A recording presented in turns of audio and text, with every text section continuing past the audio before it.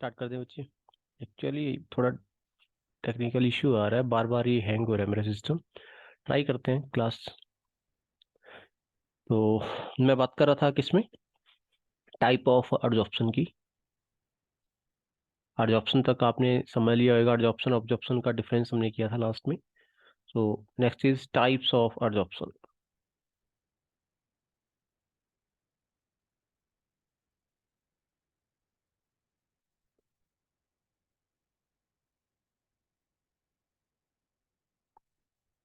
So there are two type of adsorption, one is positive and another one is negative.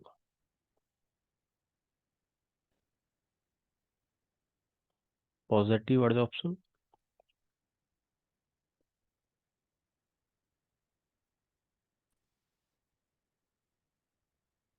And second one is negative adsorption.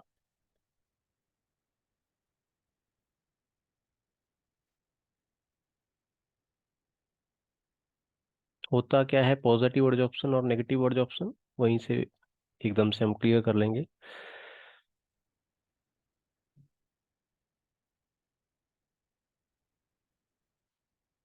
Positive adsorption normally जो आपने अभी तक देखा वही है। So what is positive adsorption? When the concentration of adsorbate, the concentration of adsorbate, adsorbate मतलब जैसे die हमने डिसॉल्व कर रखी है। When concentration of adsorbate is more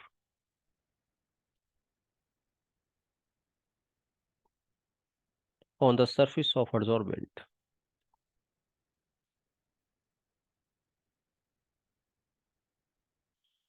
is more on surface of adsorbent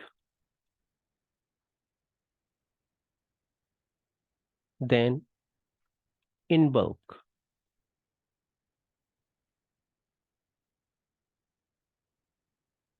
that is known as positive adsorption।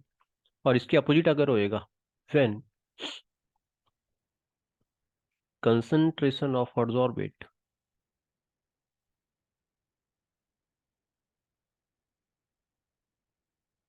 when concentration of adsorbate increases in bulk,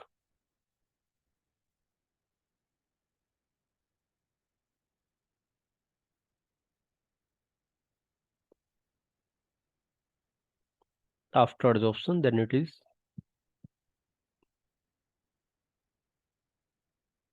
negative adsorption। तो इसको understand करते हैं किस तरीके से पॉजिटिव एडजॉर्प्शन और नेगेटिव एडजॉर्प्शन रहेगा।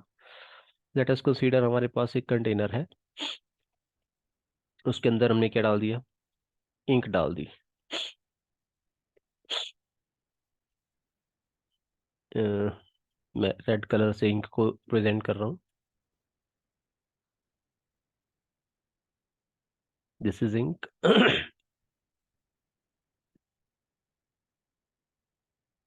हमने इसके अंदर क्या डाल दिया, एक पीस डाल दिया किसका, चारकोल का। सॉरी, इसको कलर दूसरा ले लेते हैं। चारकोल का जब इसमें मैंने पीस ऐड किया तो क्या हुआ, जो चारकोल की सरफेस है, एडजॉर्बेंट जिसको हम बोलते हैं ना, एडजॉर्बेंट की जो सरफेस है उसके ऊपर जो डाई है वो ज्यादा जमा होगी। Concentration of dye, molecules of dye increases on the surface. इस तरीके से यहाँ पे डाई के मॉलिक्यूल्स ज्यादा हैं, या यहाँ पे कंसंट्रेशन ज्यादा है इन कंपैरिजन टू बाकी जगह पे। समझ आ रहा है? ऐसा नो, क्या बोल रहा हूँ मैं, एडजॉर्बेंट की जो सरफेस है उसके ऊपर कंसंट्रेशन किसकी, डाई की या एडजॉर्बेट की ज्यादा है। बाकी जो पोर्शन है यहाँ पे क्या है, कंसंट्रेशन लो है। मैं लिख भी देता हूँ यहाँ पे, ये जो रीजन है इधर, इधर हो जाए लो कंसंट्रेशन, और इस रीजन में हो जाए हाई कंसंट्रेशन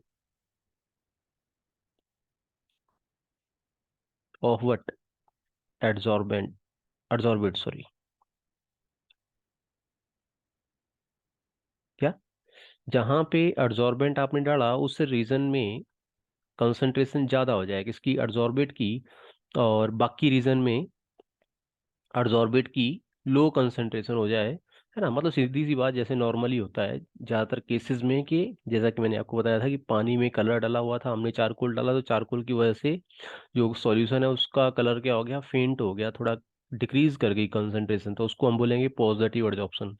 कुछ केसेस ऐसे भी होते हैं जब क्या होएगा, आपने इसके अंदर अडजॉर्बेंट को ऐड, जैसे ही ऐड करोगे, अडजॉर्बेंट को ऐड करने के बाद क्या होएगा, बल्क के अंदर मतलब क्या, जहाँ पे मैं लो कंसंट्रेशन लिख रहा हूँ वहाँ पे कंसंट्रेशन बढ़ जाएगी, और जहाँ पे अडजॉर्बेंट आपने ऐड किया वहाँ पे कंसंट्रेशन क्या हो जाएगी, कम हो जाएगी। तो उसका भी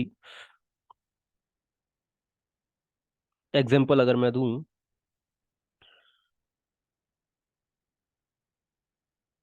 सो दिस इज कंटेनर, और इस कंटेनर के अंदर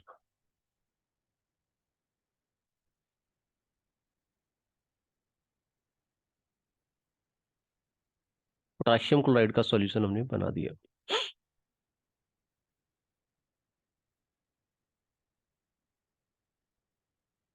ग्रीन कलर से रिप्रेजेंट कर दे रहा हूँ, अदरवाइज ऐसा कोई कलर नहीं होता, कलरलेस होता है पोटाशियम क्लोराइड, आपको पता है, एस ब्लॉक एलिमेंट के सॉल्ट ज्यादातर। तो this is potassium chloride KCl। Potassium chloride में जब मैंने क्या ऐड किया, ब्लड चारकोल ऐड किया, तो चारकोल ऐड करने के बाद क्या हुआ, जो कंसंट्रेशन है किसकी, पोटाशियम क्लोराइड की,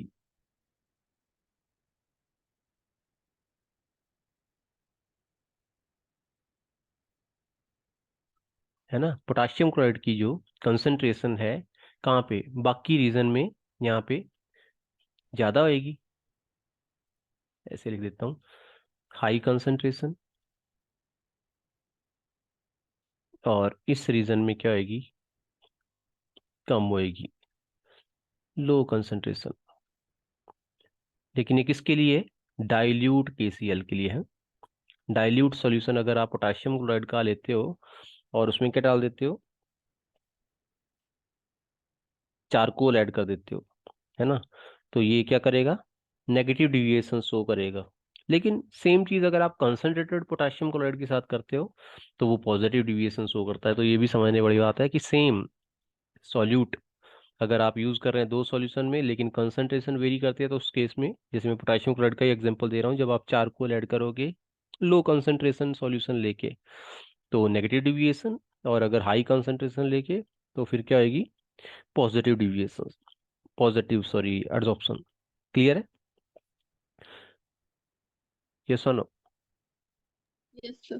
okay, next is factors affecting absorption of gases by solid।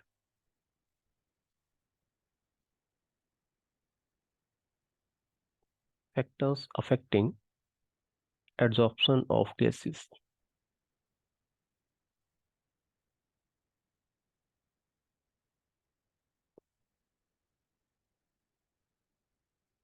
by solid।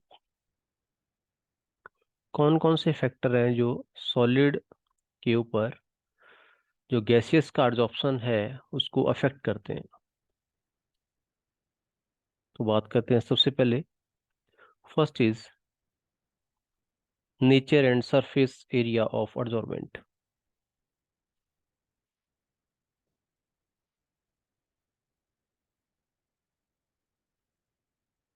Nature and surface area of absorbent.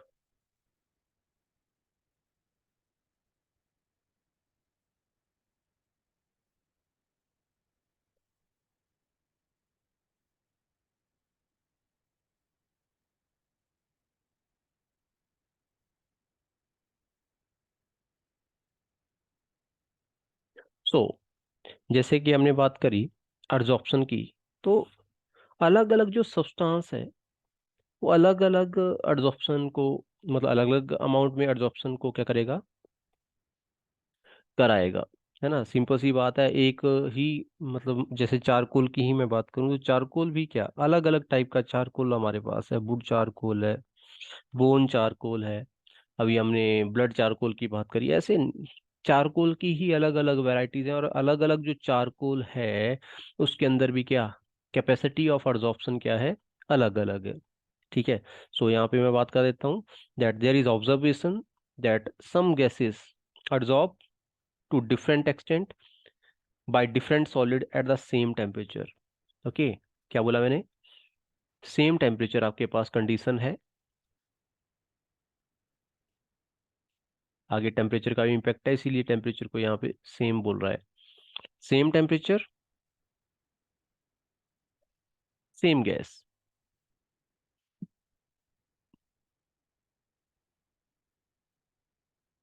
Is absorbed to different extent, है ना। एक अलग आप एब्जॉर्बेंट यूज करोगे, यहाँ पे लिख देता हूँ पहले, एक्सटेंट बाय डिफरेंट एब्जॉर्बेंट।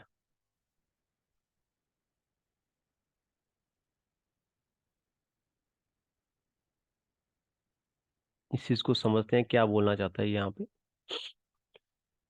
मैंने सेम गैस ले ली, कौन सी? नाइट्रोजन गैस ले ली मान लो, है ना। टेम्परेचर फिक्स कर दिया उसका कितना, 298 केल्विन। लेकिन एक बार मैंने एक एडजॉर्बेंट A1 ले लिया, दूसरी बार एडजॉर्बेंट A2 ले लिया, तीसरी बार एडजॉर्बेंट A3 ले लिया, तो तीनों केसेस में जो एडजॉर्प्शन है उसका अमाउंट अलग अलग होएगा। ओके, एडजॉर्बेंट नंबर ए के साथ A1 के साथ अलग होएगा, B1 के A2 के साथ अलग होएगा, और A3 के साथ अलग होएगा। इसी तरीके से अगर मैं बात करूं surface area, surface area also affect this adsorption। कैसे?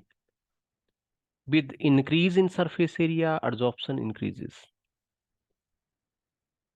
with increase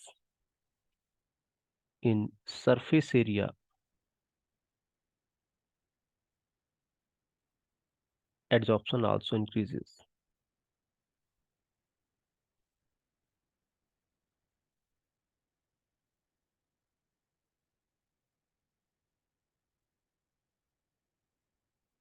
adsorption रेट बढ़ेगा जैसे जैसे क्या बढ़ेगा, सरफेस एरिया बढ़ेगा। अगर सरफेस एरिया बढ़ गया तो एडजॉर्प्शन भी बढ़ेगा। सरफेस एरिया का मतलब क्या हुआ, देखो सिंपल सी बात है। एडजॉर्प्शन एक सरफेस फिनोमिना, केवल सरफेस के ऊपर होता है ना, जैसे कि हमने बात करी। ये मेरे पास एक कोई चारकोल का पीस था, इसी चारकोल के पीस को मैंने क्या कर दिया, दो पीसेज में डिवाइड कर दिया, एक ये पीस कर दिया और एक दूसरा पीस कर दिया, अलग अलग हो गया ना। दो पीसेज जब इसके हो गए, अब क्या होएगा, सरफेस बढ़ गई। आप देख पा रहे होंगे सरफेस कहाँ कहाँ पे।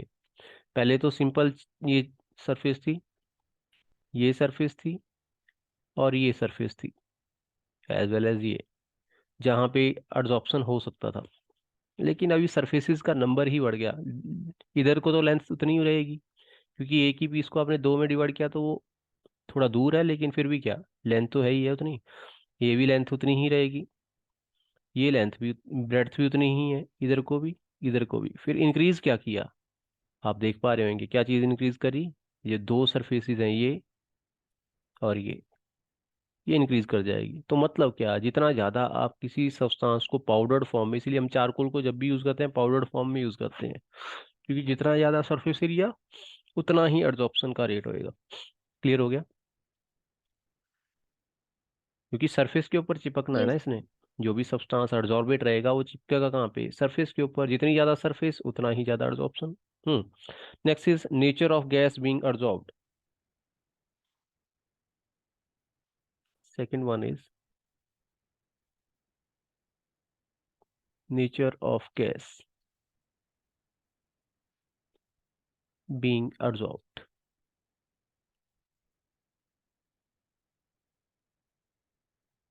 कौन सी गैस को एब्जॉर्ब किया जा रहा है उसके ऊपर भी डिपेंड करेगा। ऐसा नहीं कि अब नाइट्रोजन को भी उतना ही एब्जॉर्ब करेगा जितना कि ऑक्सीजन को, या दूसरी किसी गैस को, है ना। तो यहाँ पे मैं डायरेक्टली मेंशन करना चाहता हूँ that easily liquefiable gases, easily liquefiable gases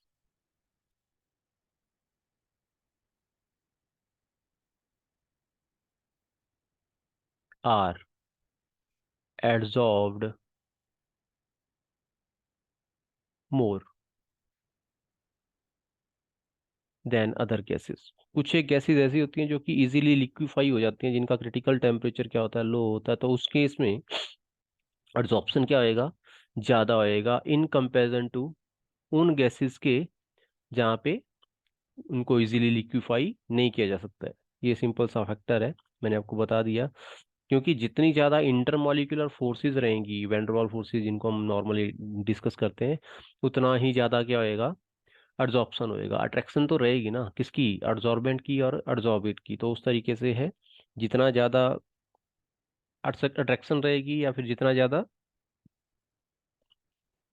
liquefaction होती है किसी गैस की, उतना ही ज़्यादा उसकी एड्सॉर्प्शन रेट ज़्यादा होएगा। मैं एक एग्जांपल डाटा जो दे रहा हूँ यहाँ पे, स्पेसिफिक कोई गैस ले ली मैंने, यहाँ पे सिंपली मैं लिख देता हूँ क्या, क्रिटिकल टेम्परेचर।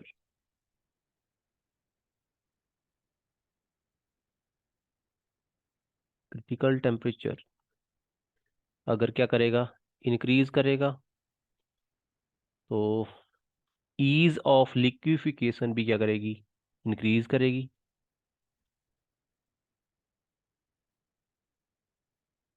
लिक्विफेक्शन बोलेंगे इसको ना, लिक्विफिकेशन ही। ईज ऑफ लिक्विफेक्शन भी क्या करेगी, इंक्रीज करेगी।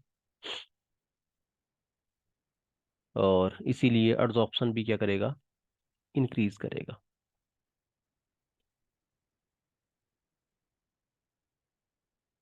अगर डाटा से इसको समझना चाहते हैं किसी टाइम, क्या करते हैं, डायरेक्टली एग्जांपल्स पूछ लेते हैं।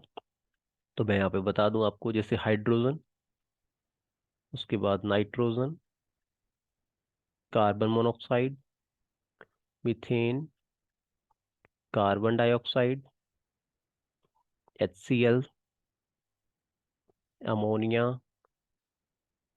Sulphur dioxide. जैसे जैसे आप लेफ्ट टू राइट मूव कर रहे हैं, तो क्या इंक्रीज कर रहा है, लिक्विफिकेशन या क्रिटिकल टेम्परेचर सबसे पहले इंक्रीज कर रहा है।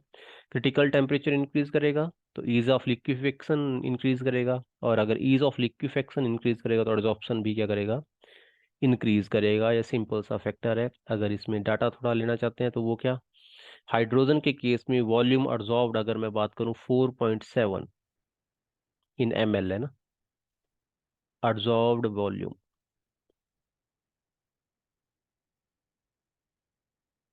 इन ml। नाइट्रोजन के केस में अगर हम बात करें कितना आएगा, दिस इज 8 ml। और कार्बन मोनोऑक्साइड के केस में 9.3, मीथेन के केस में 16.2, कार्बन डाइऑक्साइड के केस में 48, HCl के केस में 72,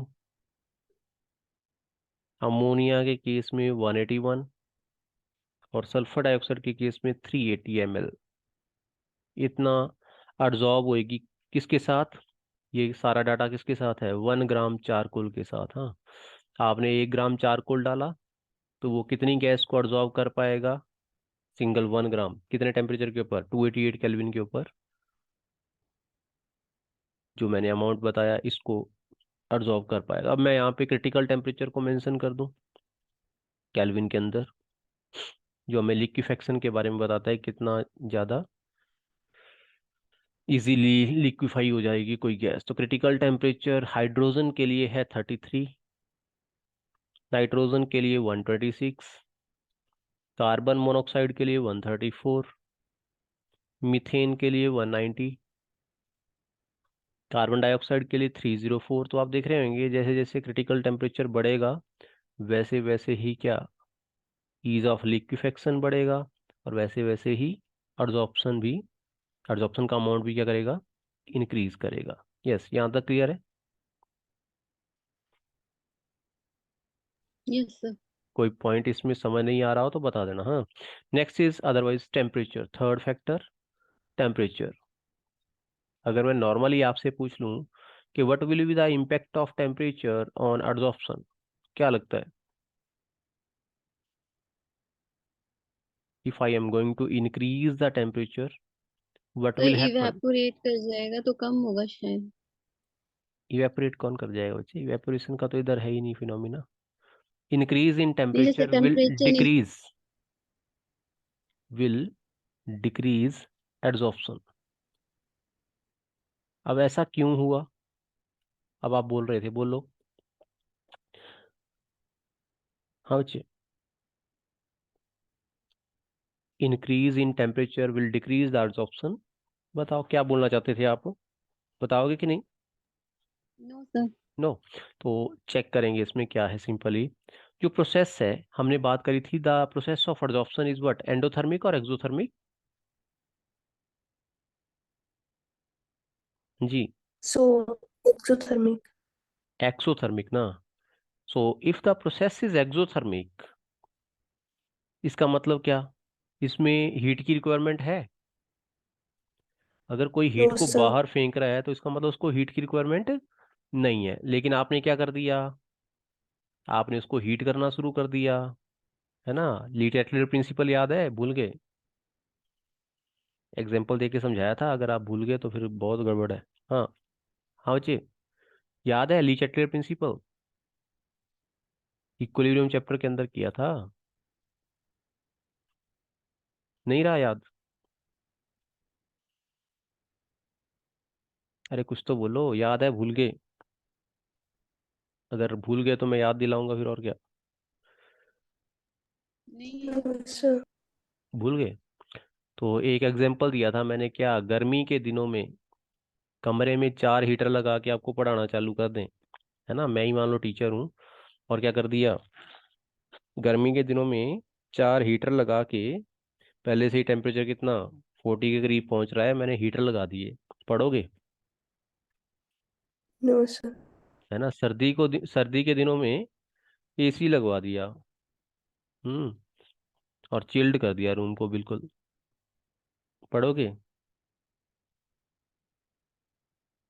नहीं पढ़ोगे। सेम चीज यहाँ पे भी मैंने बोला था, कि जिस प्रोसेस के अंदर जो रिक्वायरमेंट है, अगर उसको फुलफिल नहीं करोगे, उसका अपोजिट काम करोगे, तो फिर वो क्या होएगी, रिवर्स डायरेक्शन में जाएगी। The process is adsorption. Adsorption में क्या होएगा, गैस जो है वो सॉलिड के साथ क्या करेगी, चिपकेगी। कब? कब क्या कंडीशन है? There will be formation of heat, या there will be evolution of heat, I will say, not formation, evolution of heat, है ना। जब गैस क्या करेगी, सॉलिड के ऊपर एब्जॉर्ब होएगी तो हीट निकलेगी, ये लिखा मैंने। और साथ में गैस एब्जॉर्ब हो जाएगी, क्योंकि एक्सोथर्मिक प्रोसेस है। लेकिन आपने क्या किया, इसको हीट करना शुरू कर दिया। तो हीट करना जब शुरू करोगे तो क्या हो जाएगा, ली चैटरजी प्रिंसिपल बोलता है कि अगर किसी रिएक्शन में हीट निकल रही है, वो एक्सोथर्मिक है, और आप उसको हीट करते हैं, तो प्रोसेस क्या हो जाएगी, रिवर्स डायरेक्शन में मूव करना चालू कर देगी। ओके। सो इसीलिए according to Le Chatelier principal,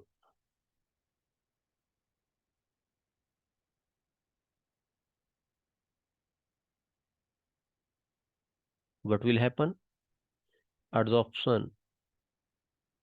will decrease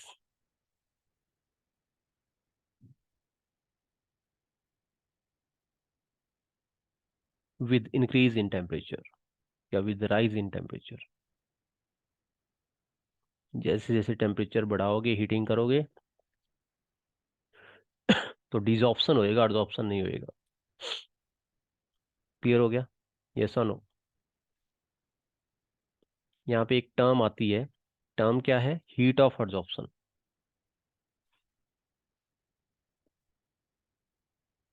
पहले भी एक बार मेरे ख्याल में डिस्कस कर दी मैंने। हीट ऑफ एडजॉर्प्शन मतलब क्या, this is the heat evolved when 1 mole of gas is adsorbed on adsorbent।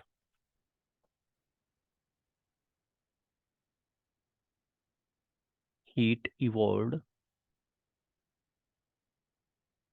when 1 mole of gas is adsorbed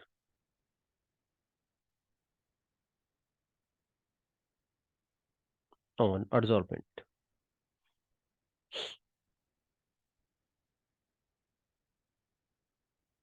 कोई भी एडजॉर्बेंट आपने लिया उसका अमाउंट स्पेसिफाइड नहीं है, केवल क्या अमाउंट ऑफ एडजॉर्बेट स्पेसिफाइड है, कितना एडजॉर्बेट जो है वो एडजॉर्ब होएगा, उसके बेसिस के ऊपर हम क्या करेंगे, डिफाइन करेंगे heat of adsorption. 1 mole of adsorbate जब एडजॉर्ब हो जाएगा के ऊपर, एडजॉर्बेंट के ऊपर, तो उसको बोल देंगे हीट ऑफ एडजॉर्प्शन। क्लियर है? नेक्स्ट फैक्टर, फोर्थ फैक्टर अगर मैं डिस्कस करूं, that is pressure.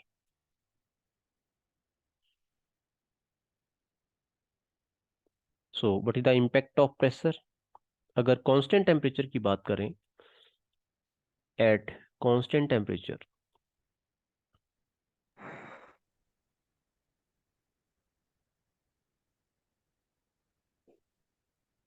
the absorption of gas increases with the increase in pressure. Pressure increases, absorption increases. So simple factor है, प्रेशर के बढ़ने के साथ क्या होएगा, एब्जॉर्प्शन भी बढ़ेगा। ओके, तो यहाँ पे एक ग्राफ प्लॉट कर देता हूँ, ग्राफ दिखा देता हूँ किस तरीके से वेरिएशन रहती है विद वेरिएशन इन प्रेशर। सो एक साइड में प्लॉट कर रहा हूँ प्रेशर और एक साइड प्लॉट कर रहा हूँ अमाउंट ऑफ नाइट्रोजन एब्जॉर्ब्ड।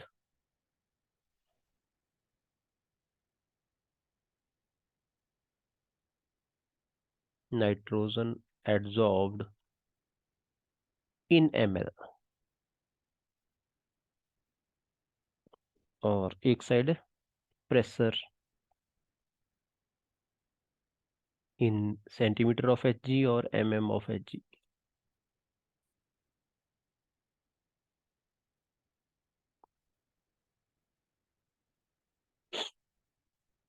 अब यहाँ पे टेम्परेचर का क्या इम्पैक्ट रहता है उसको भी डिस्कस कर लिया जाएगा एकदम से। तो अलग अलग टेम्परेचर के ऊपर, अदरवाइज ये ग्राफ इस तरीके से है, ऐसे करके आप ग्राफ प्लॉट कर सकते हैं। This is at the temperature of -29 degree Celsius और 244 केल्विन आप इसको बोल सकते हैं। दूसरा जो ग्राफ रहेगा किसके ऊपर, इससे लेस टेम्परेचर के ऊपर, दैट इज -78 के ऊपर, तो उसमें प्लॉट इस तरीके से आएगा। This is at -78 degree Celsius. और इसी तरीके से अगर 0 डिग्री सेल्सियस के ऊपर आपने प्लॉट करना है तो वो नीचे की तरफ आएगा। इसका मतलब क्या हुआ, इसका मतलब ये हुआ जैसे जैसे टेम्परेचर बढ़ाते जाओगे कर्व नीचे की तरफ को आएगी। ऐसे ही 190 डिग्री सेल्सियस के ऊपर अगर हम बात करें तो वो जो ग्राफ है वो क्या आ जाता है, स्ट्रीट लाइन इस तरीके से आ जाएगा। कितना टेम्परेचर बोला मैंने, -190 डिग्री सेल्सियस।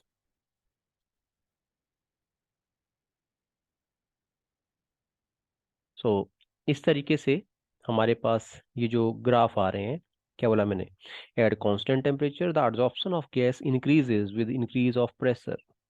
अब आप देख लो, जैसे जैसे हम प्रेशर को बढ़ा रहे हैं वैसे वैसे एब्जॉर्प्शन का जो रेट है वो भी क्या कर रहा है, बढ़ रहा है। पहले नाइट्रोजन कम एब्जॉर्ब हो रही थी, बाद में ज्यादा, बाद में ज्यादा, और ज्यादा और ज्यादा और ज्यादा, केवल किसी भी टेम्परेचर को पकड़ लो आप, है ना। लेकिन जैसे जैसे आप टेम्परेचर बढ़ाते जाओगे तो अब देख लो -29 डिग्री सेल्सियस और 0 डिग्री सेल्सियस को ही चाहे कंपेयर कर लो, क्या अगर पार्टिकुलर प्रेशर के ऊपर आप बात करो तो किसमें अमाउंट ऑफ एब्जॉर्प्शन ज्यादा है, 0 डिग्री सेल्सियस में या -29 डिग्री सेल्सियस के ऊपर? Minus हाँ, मतलब लोअर टेम्परेचर के ऊपर एब्जॉर्प्शन का जो है अमाउंट ज्यादा होएगा in comparison to higher temperature. जैसे जैसे टेम्परेचर बढ़ाते जाओगे तो एब्जॉर्प्शन कम होता जाएगा, ये इस ग्राफ से हमें क्लियर हो रहा है। यस, क्लियर है। Yes, sir. लास्ट जो इसमें फैक्टर है that is activation of solid absorbent. This is, I think, fifth point, a fifth factor, that is activation. So how to activate the adsorbent?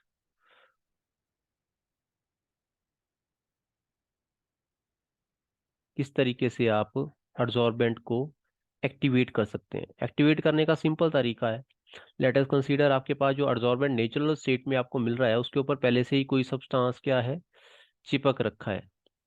तो उसको क्या करो, रिमूव करो। कैसे रिमूव कर दोगे? By heating.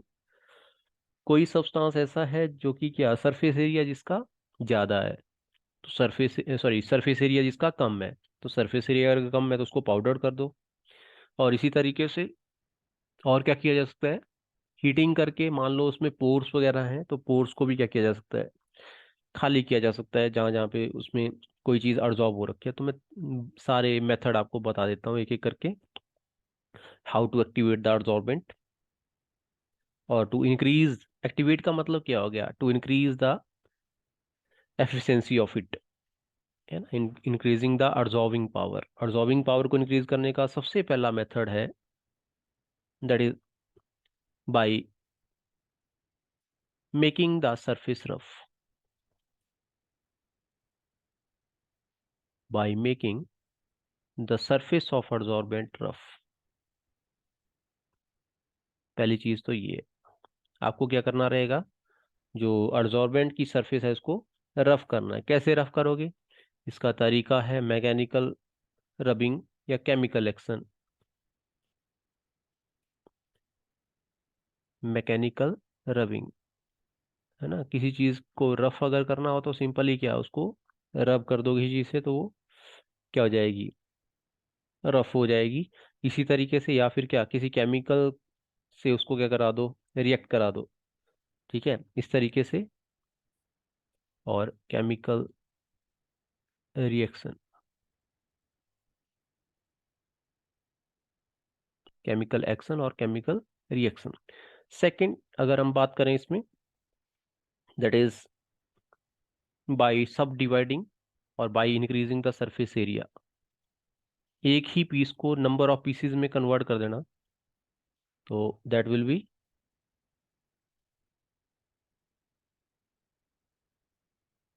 बाय सब dividing the absorbent.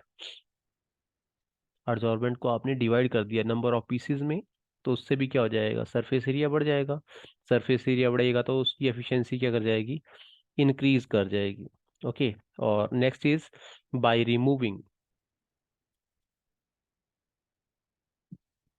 By removing adsorbed gases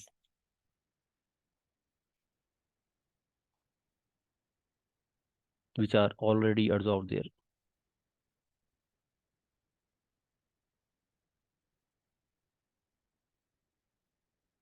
By removing gases which are already adsorbed.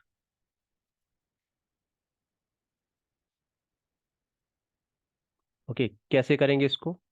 इसके लिए हम नॉर्मली, जैसे मैं एग्जांपल दे देता हूँ, चारकोल को क्या कर देंगे, हीट कर लेंगे। तो चारकोल अगर बड़ा पीस है तो उसमें क्या, गैसेस एडजॉर्ब रहेंगी पोर्स के अंदर। So example is by heating charcoal. Charcoal का जो पीस है उसको क्या करा, हीट कर दिया, तो उसमें जो एडजॉर्ब गैसेस है वो सारी की सारी रिमूव हो जाएंगी। उसके ऊपर अब एडजॉर्प्शन की जो स्पीड है वो बढ़ जाएगी, है ना। तो ये आपका सिंपली कौन कौन से फैक्टर है जो कि अफेक्ट करेंगे किसको, एड्सॉर्प्शन को। यस, क्लियर हो गए? किसी पॉइंट में अगर दिक्कत है तो पूछ सकते हैं।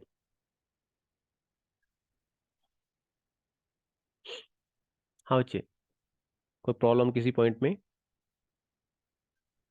No, sir. No. Next is type of adsorption. Again, types of adsorption. एक तो हमने किया पॉजिटिव और नेगेटिव एड्सॉर्प्शन। अभी यहाँ पे कौन सी फोर्सेस रिस्पॉन्सिबल हैं उसके बेसिस के ऊपर हम टाइप ऑफ एड्सॉर्प्शन डिस्कस करेंगे। ऑन द बेसिस ऑफ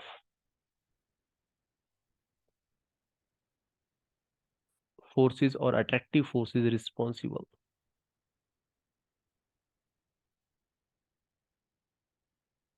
ठीक है, तो दो टाइप का ऑप्शन हमारे पास रहेगा। One will be physios option,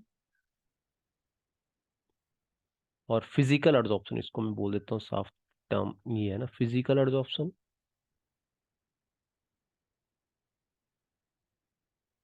and second one is chemical adsorption.